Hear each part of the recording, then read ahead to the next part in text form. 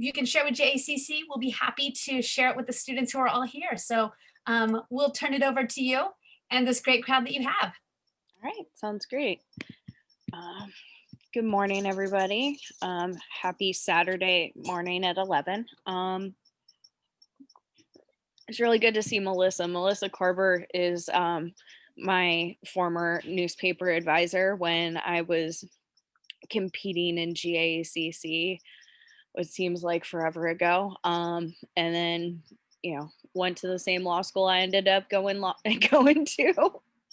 And has a large part for me ending up at CNPA. So no, I was once in your shoes. It was a lot of fun, and it's really great to get to kind of participate in this process now and give back to you guys, I guess. I mean, not that I have anything great to give, but it's really awesome for me.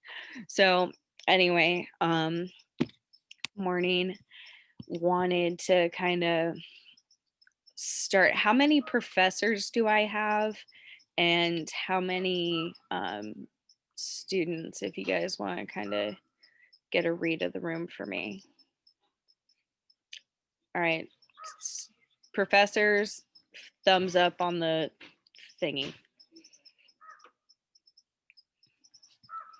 All right, and students. Okay, awesome. Just trying to get a general idea of who I'm talking to. It's always good. If I start to sound too legal, let me know. I'll try and keep it simple. So anyway, I am the staff attorney and lobbyist for the California News Publishers Association, which is CNPA.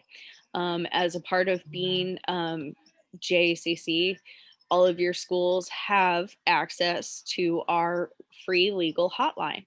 So if there are questions that you have when you're doing coverage, just give me a call. The phone number is 916 288 6006. That's my office number, but all the calls are forwarding to my cell phone now. So yeah, yep, that's right in the chat. And feel free to pick my brain. I graduated from law school about 3 years ago. I've been a practicing attorney for a year. So it wasn't that long ago that I was in your shoes. And yeah, and you guys all have access to that. Also, we have this handy dandy book that we put together called The Right to Know, by the First Amendment Coalition and the California News Publishers Association. FAC also has a legal hotline on their website. So if you need help or have questions, you can also contact them. But we're in the process right now of updating this book. The last time it was put together was in 2007. We'll have an updated copy by the end of the year that'll be digitally available on our website, and it will also be available as an app.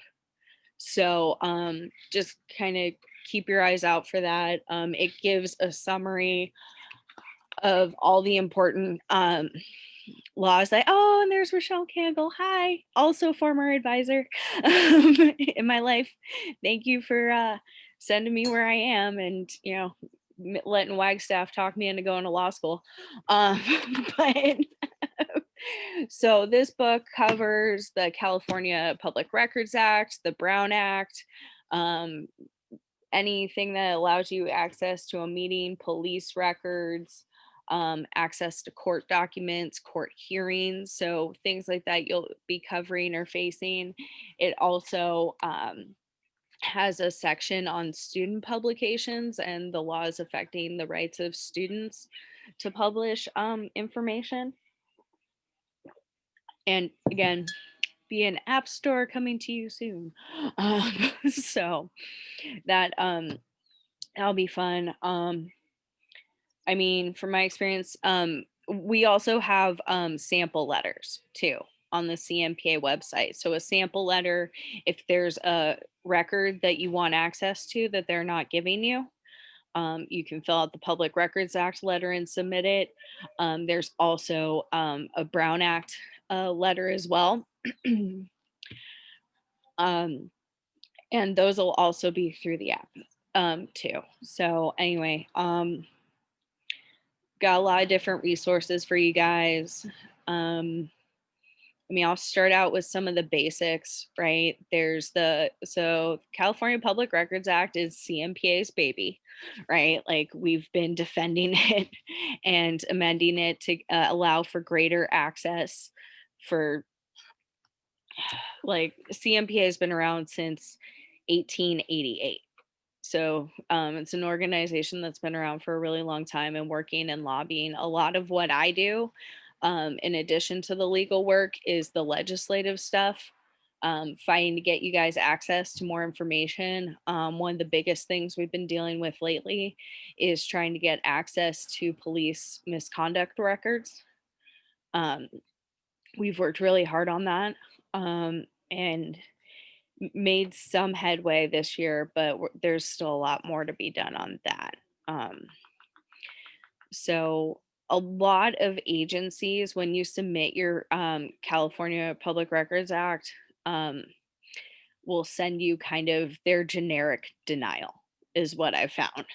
A lot of reporters come back to us with, a really common one, especially if you're dealing with a crime, is 6245.f, right? There's this generalized section in the California Public Records Act that allows them to deny records of like an active investigation, right? And so they'll say it's still undergoing, or they'll use that explanation to say, no, you don't get records. If that happens, call me, right?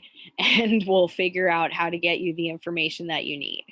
A lot of times, or at least in a lot of the calls that I get in the legal hotline, we find that the denial sometimes has nothing to do with the actual records that you've requested. It's just kind of those blanket denials for reasons, and that's how they respond. So anyway, that's kind of a problem. Right now, things are even crazier. A lot of agencies are denying records or just taking months to respond because of COVID, right? And I think I'll try and focus on some of the unique issues that we're facing right now because of COVID. Unfortunately, it looks like this thing's not going away anytime soon. And frankly, there are efforts this coming year. There are groups that are trying to encode codify the governor's executive orders around loosening the Brown Act requirements. And we're going to be fighting very hard to make sure that that doesn't happen. One proposal I got was automatically, if there's a state emergency, the governor loosened the teleconference provisions. So members of a committee don't have to be in the same room, right? There's been really no meaningful way for the public to comment. Some cities and agencies have said that they send out the agenda, and being able to write, a comment on the agenda is sufficient public comment. That's not in our opinion, right? The meaningful public comment in a local legislative body comes from when you're hearing the discussion and the presentation of the issue, and then the public has the right to comment or ask questions of their members and participate in their local governments. And it's getting really interesting out there right now with that. But we want to make sure that, sorry, phone call, you guys continue to have access to the information that you need, and that the public has the ability to participate in its local government. it's a constitutional right in the California Constitution and the federal, right? And I think these times have shown us that it's even more important than ever before, right? Um, in terms of other things you need to know, so there's the Public Records Act, there's the Brown Act, which allows you access to meetings, courts. You have that access to proceedings. Right now, this is another issue that we're running into a lot of problems with. Reporters are trying to cover court cases, but right now everything is on Zoom. So there's no courtroom for you to go to, right? To see what's happening. If someone's committed a crime and being charged and it's relevant to the community doesn't get to participate because it's all being taken place on Zoom and the dockets aren't being posted the way they are. Because usually when you go to a courthouse, the docket for each courtroom is just listed on the wall, right? And it lists the parties and, the order of their cases and the case numbers, and anybody is able to participate in that. Whereas now, they're just getting scheduled Zoom calls, which again, COVID, it's a thing. It's going to be around for a while, but that these are hallmarks of our judicial system, right? These are hallmarks of the Constitution, and we're gonna have to make adjustments. But the idea that the public not be allowed to participate in their government is something that we're really fighting. And you guys are the safeguards, right? The reporters and everybody covering their different, like, the different events and happenings right now. It's it's our job to make sure that the public at least gets the information that they need, right? If they choose not to participate, that's one thing, but the information has to be out there. And you know it's a concerning trend that a lot of cities are finding a way to get away with whatever they can, pushing through issues that have nothing to do with COVID, um, and acting on them with little public notice because the requirements for the Brown Act have been loosened. We don't know how long those things are going to be in place. Basically, it lasts as long as the state of emergency lasts. But like I said, there are groups that are looking to make those permanent, whether or not there is a state of emergency, um, which would be very problematic for our democracy. So I'll get off my soapbox about that. CNPA worked really hard this last year to pass SB 629 with Senator McGuire. Unfortunately, the governor vetoed this bill, but it would have allowed for a process that when reporters are detained by the police, for them to be able to talk to whoever the police commander on site is to be released without having to go through the arraignment process. If you guys are out there covering these protests, when I was at school at SF State, we had Occupy going on. So a lot of us got really close to being arrested or detained. Some of my classmates were detained. Um, and we've seen police targeting members of the press and members of the National Lawyers Guild in these things, and it's difficult because you have a right as the press to be there, and having that badge, right, helps identify you to the police. But if you all have press passes, um but I've seen, like, a good friend of mine in Sacramento who's a legal observer for the National Lawyers Guild. They wear neon green hats at every single protest, right? And they're there at pretty much every single protest. If you get arrested, make sure you have their name or their phone number, write it in Sharpie on your arm, because when the cops arrest you, they take your phone. So saving it in your phone isn't good enough, right? And they tend to help get you, they'll help get you released, but we're in a time where there are concerns over safety. There's been members who are clear members of the press arrested, simply because they're watching the police do their job, right? Or, well, react to protests about unrest with more, or about use of force with more force. That's interesting choice, but you know, and I've been a part of conversations where people, organizations are wondering if it's better to have them clearly marked as press or not, right? Depending on safety. Um, be safe out there for sure.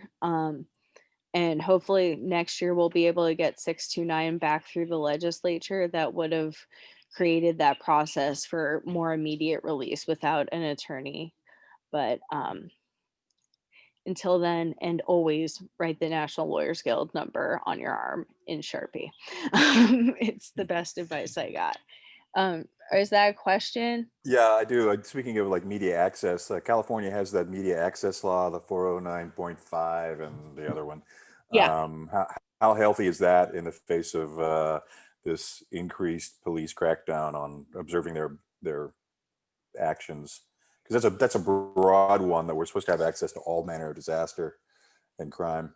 So that was actually the section of code that we were going to amend and include greater protections in SB 629. Okay. So, fun fact, the state legislature has a website called legeinfo.com, right? And you can look up any piece of legislation over the last, I think the current website goes back to 1999 or early 2000s. And you can read any bill. You can read the analysis on the bill. I'll drop the link into the chat. Here, let me get it. But it also includes the analysis by the committees as well. So you'll be able to read what the analysis on any bill is. And these are things that are gonna affect you. Oh, okay, let me see everyone. There you go. So I just dropped the link into the chat. But if there are bills that are gonna, like, when I was in school, the last round of the recession was in place. I mean, I remember sitting in a meeting with Melissa about, the community college had no idea how they were going to pay for classes next year. Like, they were millions of dollars short in the budget in July, and classes were starting in August, or June, and the classes were starting in August. And so a lot of what I did was covering those cuts to education and how they were affecting students. But if you guys are interested in police misconduct, there's going to be bills about COVID. A lot of it is going to be focused on COVID and probably police misconduct again this next year. But you can look at anything on there, any piece of legislation. I know another piece we worked on this last year. There was an issue for freelancers. So if any of you guys were thinking about being freelancer reporters or already are, the assembly worked on, they passed AB 5, which placed a cap on the number of submissions a freelancer could submit. It was 35. This last year, that cap has been lifted. And the governor, that had an urgency clause in it. So as soon as the governor signed it, it went into effect. A lot of pieces of legislation or laws won't go in effect until January 1 of the following year. But that one had a mechanism to become immediately active. So that submission cap is no longer a problem for you guys, which is good, especially as the industry continues to evolve and change, right? I don't know. Anybody else got any questions? I can keep talking. kind of about like, I gave a brief overview. You know, if you have any questions about the Brown Act, there's some pretty long definitions that I can try and summarize. I mean, the hot button topic is always for us is always going to be access to information.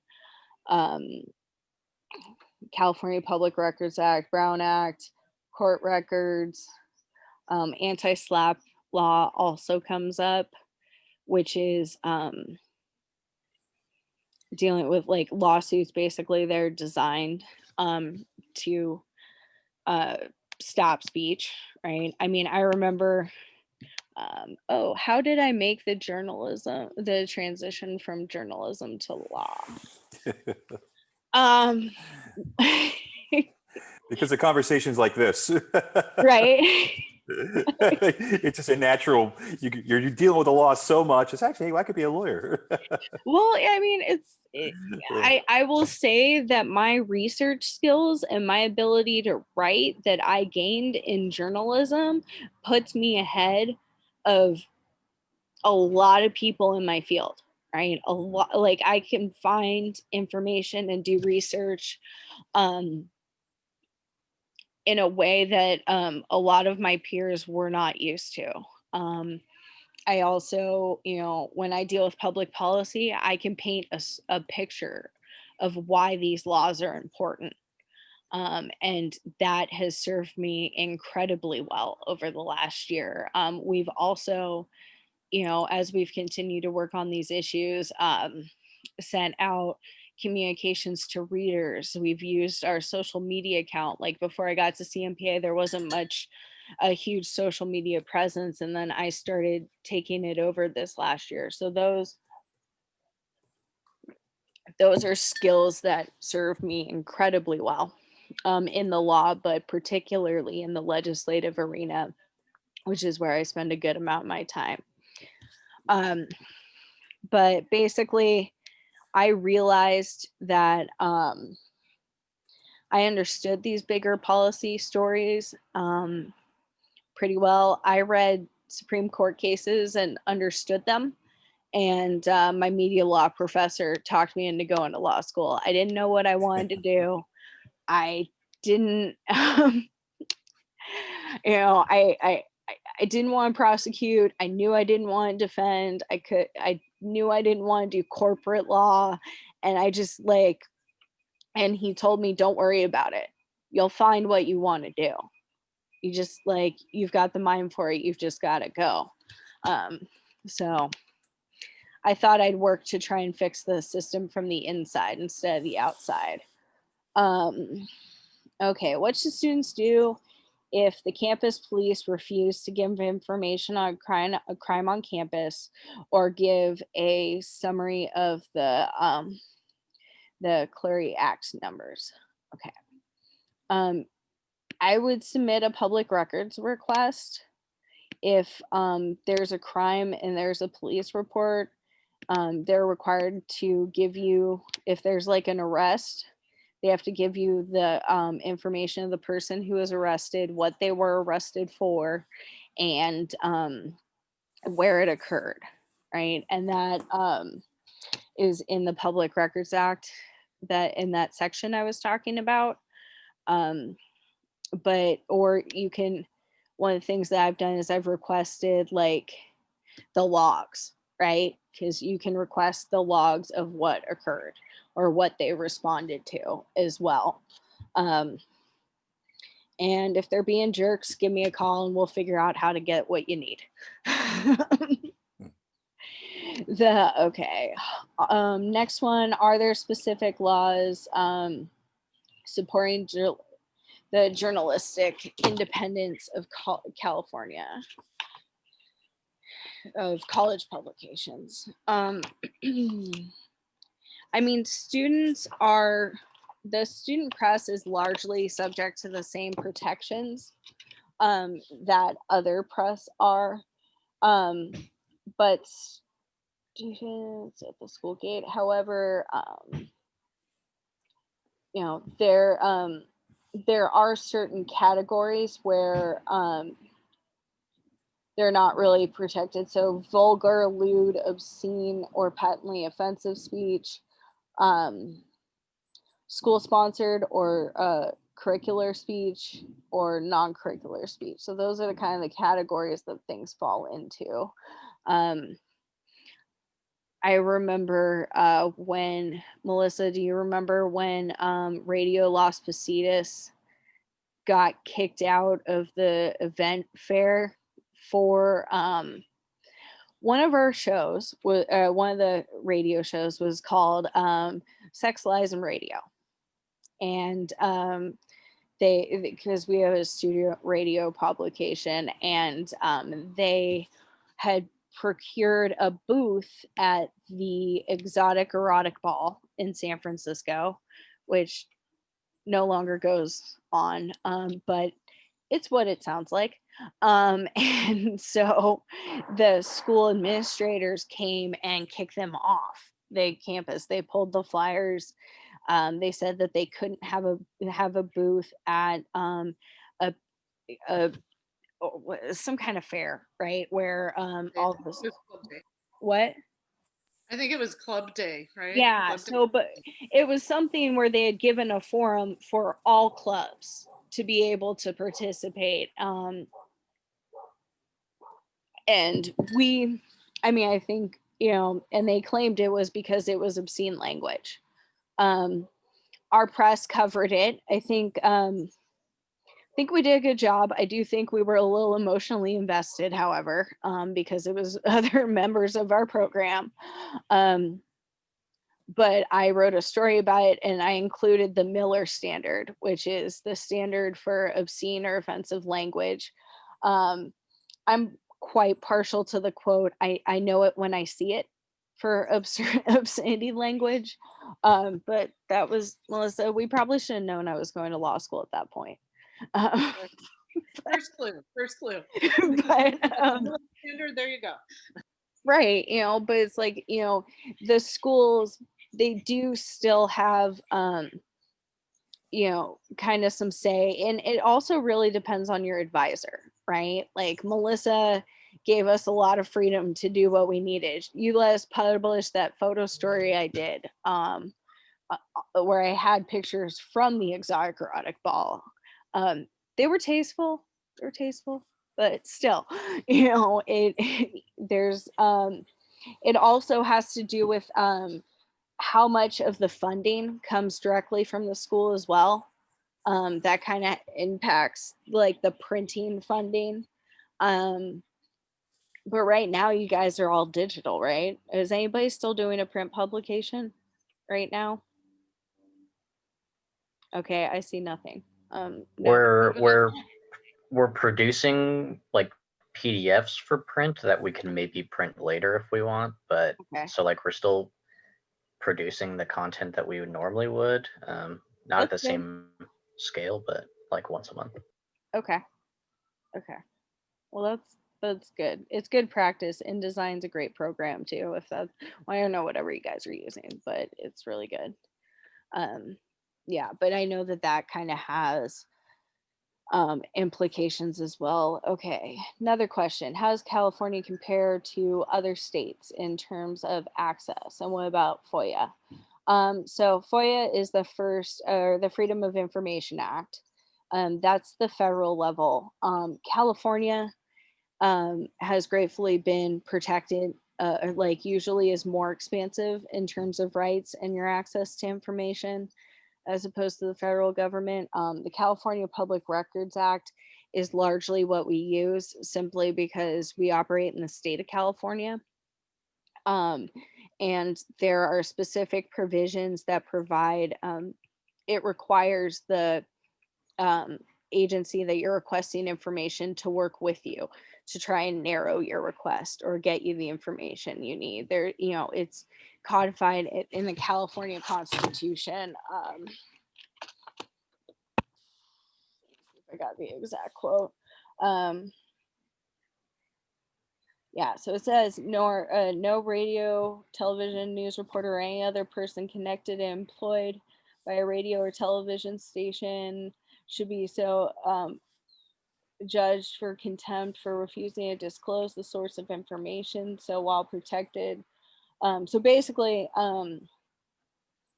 and there's unpublished information is also protected. So this gives you, I mean, that's in the California Constitution, right? So you've got local law, state law, Constitution, California Constitution, federal law is kind of the same, like level, and then the federal Constitution in terms of the best protections. And this is enshrined in the California Constitution itself, right? So that gives you greater protections and access, which is really great. Sorry, I'm outside. I have a bug. But, so, I mean, generally they're similar, but California has sought the Public Records Act be enshrined not only in state law, but also in the Constitution, which is harder to amend. Does state community college system have similar support?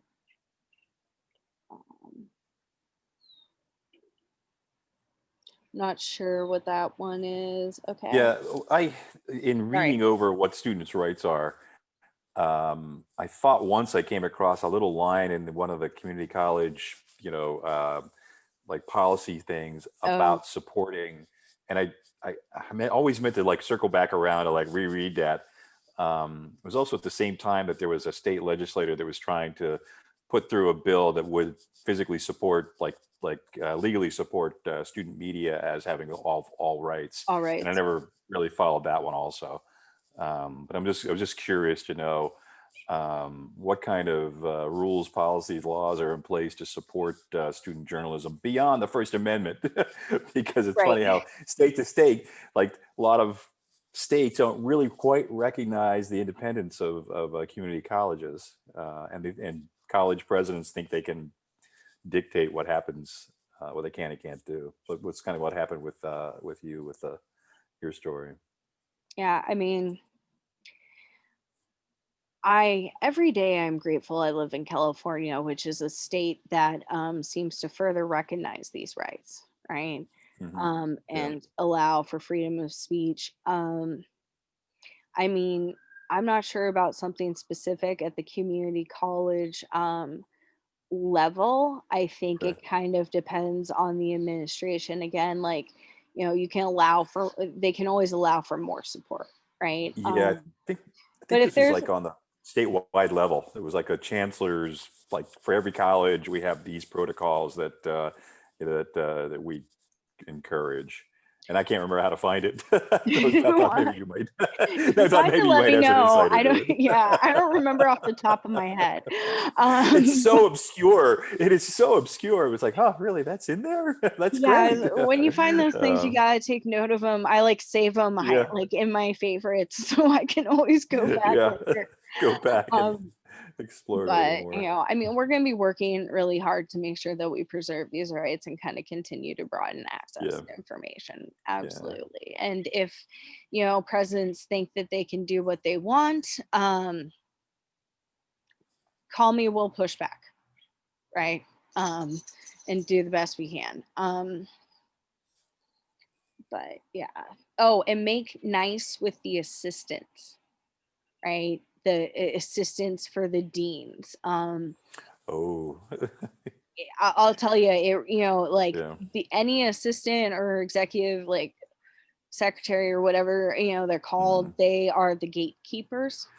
It will get you more information. I had a really good relationship with a couple. I would see one when we did our distribution on Friday. She had like the red vines container, so I'd always stop in and hand her paper and get the red vines. But when the president of our school decided to resign, I had like 5 phone calls within like 2 minutes of the email going out, because I had made nice with the administrator. So make sure you do that. Okay, we had a situation where the arrest of one of our employees was removed from our city's arrest log. Is there any situation where that's legal? They removed it from the arrest log? Yeah, they're not supposed to Yeah, do that. yeah, I'll chip in on that. We've had this happen where somebody's arrest of one of our college employees was removed from the city's arrest log, and they said it was to protect the victim of the crime.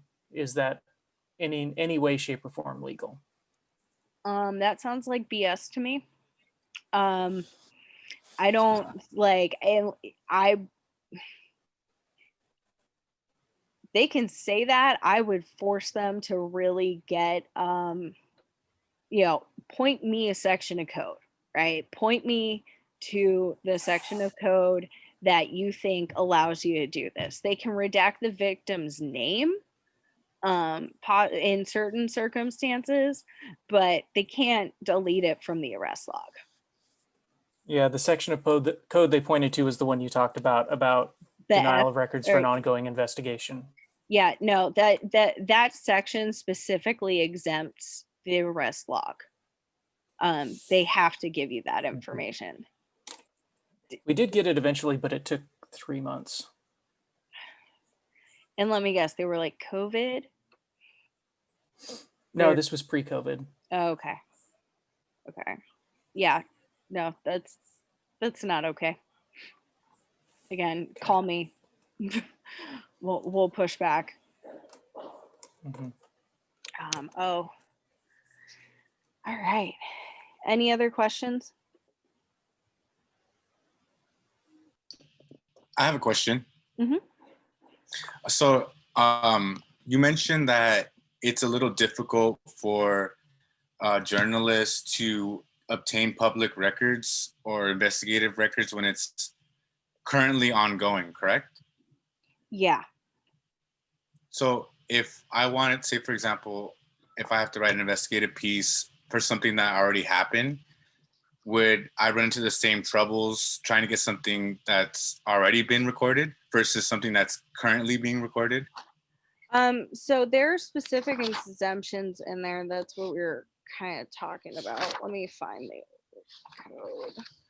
Okay, yeah. So it's 6253 point, sorry, 6254 of the government code. So basically, it says that an ongoing investigation or by a local, basically any agency, that they don't have to like disclose the information about the investigation. However, law enforcement agencies shall disclose the names and addresses of persons involved in, witnessed other than confidential informants, any property involved, time, date, location of the incident, and a few other things. Basically, they have to disclose that specific information. But they'll usually push back and say F or that exemption, but it's specific. Like I just send them that CODA section with the highlighted portion on what they have to send you. Awesome, thank you. In response. So, wait, so would you mind repeating just the first part of that again? Because it sounds like I'm just not sure I understand. So there's an exemption for records that don't have to be disclosed. Typically, so if there's notes about an ongoing investigation and kind of the logic behind it is if you make certain information public, the investigation could be compromised, I think is what police argue. But they, if there's an arrest made, they have to disclose it, the name of the person arrested. Typically, they have to have the name, place it occurred, date and time, the charge they were arrested on, and whether or not they and a case number.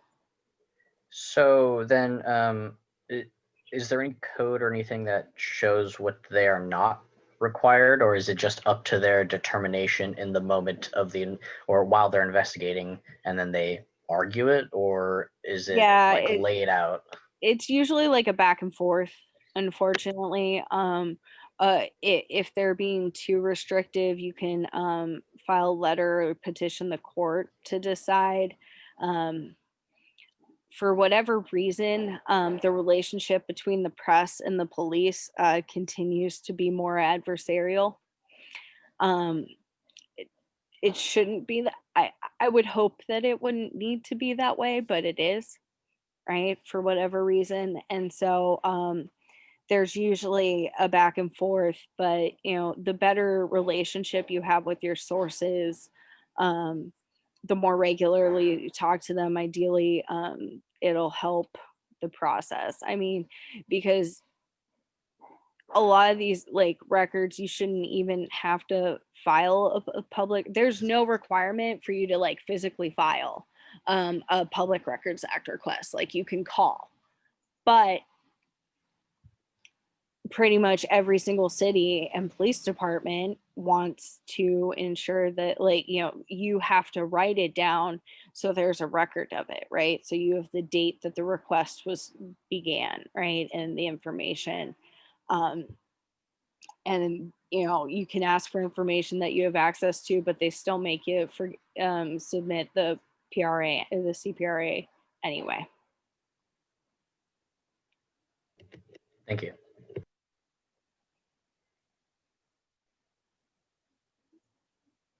Anybody else? We got about 6 more minutes. I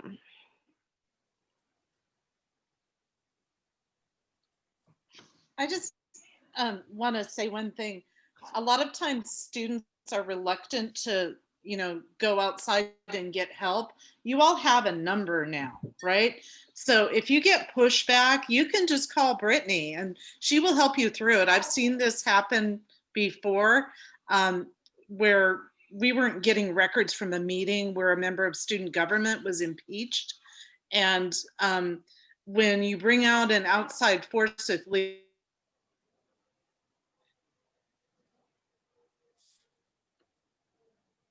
so it's easy for them to say no to you. They shouldn't be. They really shouldn't be. But if they do know the law a lot of the time, they know what's right, what's wrong. Even in the case with the quote unquote improper flyers at our club day, after they took them, after they confiscated them at the club day, they didn't know what to do with them because they realized that was a suppression of speech, right? Remember that, Brittney? And so they gave them to me and I'm like, yeah, I'm not going to keep these. No. Then I become a party to it. So we had to give them back to Radio Club so they could distribute again, and so a lot of times the administrators and of course the police know what's going on. So if you push back a little bit, you can get what you want. And it shouldn't even be that hard. It should be easier than it is, but it just depends on who you're dealing with. So it's great to have this. Yeah, I'd say that pretty much sums up my experience, in doing the legal hotline. It shouldn't be this difficult, but it is sometimes. And, but that's our job, to fight for the access to this information.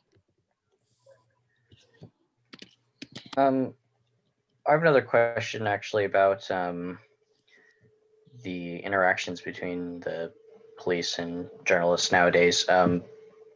Just here in LA on like election night, actually, I saw videos, like some live streams, as well as videos posted by journalists, independent journalists mostly, obviously, but who were like physically limited from entering areas for coverage. And they were basically like given cordoned off areas, basically, that they could stay in or could not enter past a certain point, etc. Like, I mean, are those, obviously they're enforceable by force, but like legally, are those even enforceable? Like, what do you do in a situation like that where they're actually like preventing you from even entering an area to cover something? So right now, and that's the section of code we were talking about earlier, right, is you have the right to cover issues and be inside an area that may not be open to the general public.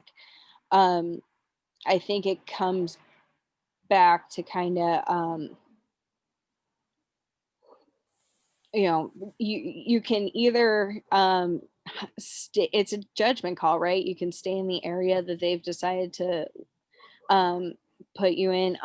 But there was a lot of pushback from the cops unions, like we on 629, because they didn't want press being like in the command center or being like posing a threat to law enforcement by being in a certain area. But we're looking to expand the protections in that code section to make sure that it also that it covers the unrest like we're seeing right now and the protests. Or you can decide to get in the mix with the protesters and um, cover it, and just be safe, right? Above all, be safe, and make sure you have the National Lawyers Guild number on your forearm. But yes. Another question? Yeah, this goes back to 2013 when there was a shooting on campus at Santa Monica. Two members of the media from Associated Press and from the French press agency asked to go into a space. They asked the police. They said, okay. They went into that space. Another set of officers said, hey, you're not allowed to be here. So they started to leave. And a third set had them arrested for something called sightseeing at the scene of a crime. Do you know anything about that law? Because apparently they got convicted of it and had to do some kind of community service. And I was just shocked that such a law could even exist in America. Where was this? In California? Yeah. Yeah, it was in Santa Monica Oh, right. You College. said that. Sorry. I was Yeah. just so shocked Yeah. that was, I haven't Yeah. heard of that. Yeah. I mean, yeah, it kind of comes down to like the greater protections. If you find yourself in that situation, I would just ask to speak to the like captain on duty or the commanding officer to get like Yeah. to either confirm that permission so you don't end up in a situation like that, They or were following orders, but to complicate things, there were multiple agencies there because President Obama was at an event a mile away. And this gunman was running across Santa Monica. He killed his parents and set fire to his house and shot people, from his car, and ended up on campus. And I think he killed 2 people on campus. And then the college police actually killed him. On the last day of finals in front of the library. So they were following orders all the way through it, and somebody decided just, okay, we're going to make an example out of you. And they didn't seem to have a lot of support from the companies they worked for. yeah, I mean, the National Lawyers Guild will help with that. You can always contact FACRUS. But Yeah. I like if you find yourself in a situation like that, I would at least make sure you get like a photo or write down the badge number or names of the officers who give you permission to be in a certain Yeah. area. So Yeah. you kind of have that to point to. And but it's one of those things where you definitely get more bees with honey than vinegar too. Yeah. You kind of have like there's a lot of times where people will call and they'll have a question about getting access to stuff, instead of like, I'll kind of advise, no, this code section says I get this, like, I go, oh, okay, like, what exemption are you claiming, right? Like, help me understand the law. Right. Help me, Right. kind of Ask plain, questions. yeah, playing dumb a little bit. Oh, like help Yeah. you get the information that you need. Yeah. That will either make them realize they don't really have a good reason for denying you access, or it'll help you get to the point where you're like, no, this says this. And Right. But I'm just in shock that such a thing can exist. And the way it was explained to me, I think it was Kirk McCoy from the LA Times said something about, it's for people who put up their cell phones and try to take pictures of crime scenes. They want to call you a tourist and they want to be able to arrest you. It's like, well, that seems like a real chilling effect on the, our God-given right to gawk, Wow. And I'm just surprised it was a law that hadn't been challenged, vigorously by the ACLU. Because it really seems intent on squashing the public from watching the police to do their jobs. Yeah, And how do you, that's the only case. That's the only case I know about. And that oh was 7 yeah, I years ago. mean, I'll, know? if you send me the information or whatever, I'll do some research because that definitely sounds Yeah. like something we would take on for Yeah. sure. You know, Yeah. because that's like that was part of the problem with 6292 is that like trying to define what a journal, who is a journalist and who isn't, right? Because we Yeah. use cell phones and smaller technology these days. Not Yeah. everybody has like all the cameras, like, you know, sometimes just a notepad and a reporter, or you're, you know, you're on social media. And, you know, that is something that CNPA wants the broadest definition possible, right? Like we don't get to Yeah. define who and he's not a journalist, you know, because Yeah. And anybody can be. I kind of recall looking up the law and reading about, who do they consider like professional journalists, and it's sort of, I think the language said paid to do their job, and it's like, well, okay. So again, the Yeah, First Amendment seems to be not an effect if you're going to get this, if this is going to be a thing that if this is going to be a law that you're going to say is good for everybody.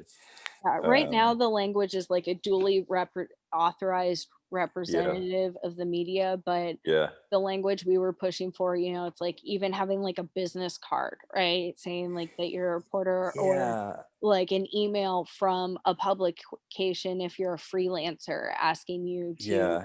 participate. Yeah, it's like my understanding of how that 409.5 law works, duly authorized. All you needed was a company ID that said you were, you Yeah, were, you were something connected like with that. them. And but the police like to know that they've got like the LAPD credential. They only recognize that. It's like, but no, that's not the way the law is written. And at least in LA, your student media credential has the same power as the LAPD credential, and I've seen them flag students through with just that. So it seems to have this uneven enforcement in different Yeah, times and having a places. press pass is So, definitely good. I mean, the CHP used to issue statewide yeah, I credentials, remember they but they stopped. didn't want to they kind of didn't want Yeah, to get into deciding, like it became a little sticky for them, I yeah. think I'd say. But For I work. Yeah, I don't think I was a member of the press photographer. I am a member of the Press Photographers Association of Greater Los Angeles. I wish they had a shorter name. And we have our own little. They have their own little credential that they give out to members. And the LAPD media office is trying to get them to be the judge. It's like, we're not doing your job for you. It's like they want to yeah, go, oh, everybody, everybody wants to be get a credential. We want to stop like making that decision. It's like, well, no, make a decision, yeah, I based mean, on. I remember when we were detained, we were waiting on our, it was like the first week of school, and we were at like an op art protest right around Yeah. the time Occupy started, and nobody had their press passes because we had just Oh, taken the photos the day before. yeah, And I had to get yeah, our editor down there with our press passes so we could be yeah, released. yeah. Um, you know, but like the other thing too is, you know, say you're a journalist, not just a student journalist, you know, Oh yeah, like, don't throw in the word student. Just say you're a journalist. But and that yeah, didn't work for the KPFK reporter, I think, who was taken into custody. You could see video of her credentials swinging in front of her, and yeah. saying that she was a journalist, and they still took her into custody despite Well, all of that. yeah, that was a situation. I mean, like, but I've found, I what I was, the way it was explained to me is like when police hear students, they think protesters, right? Yeah. You say journalist, you kind of separate yourself out from that a Yep. little bit, or at least, Yeah. you know, and it's not a misclassification. It's accurate in my Oh opinion. no. So No, you don't. anyway, Don't bother saying student, because sometimes I think you just push you around because you don't know. Which is why I think every single student should be in this meeting right now. well, The more law you know, the more you understand your rights and privileges. Better informed you are in knowing when and how to stand your ground, because yeah. that's a two-part thing. Okay, I To think we've got to get confrontation out with of cops is. here because we've got like 3 Oh, minutes okay, to the next okay. call. But thank you everybody for being here. I'm sure I'll Well, hear thank from you very much. all of you. And thank you, Melissa, for being awesome. Say hi to Dominic, and we'll talk Yep. soon, okay? Talk soon. Take care. Bye. Bye bye. Great job.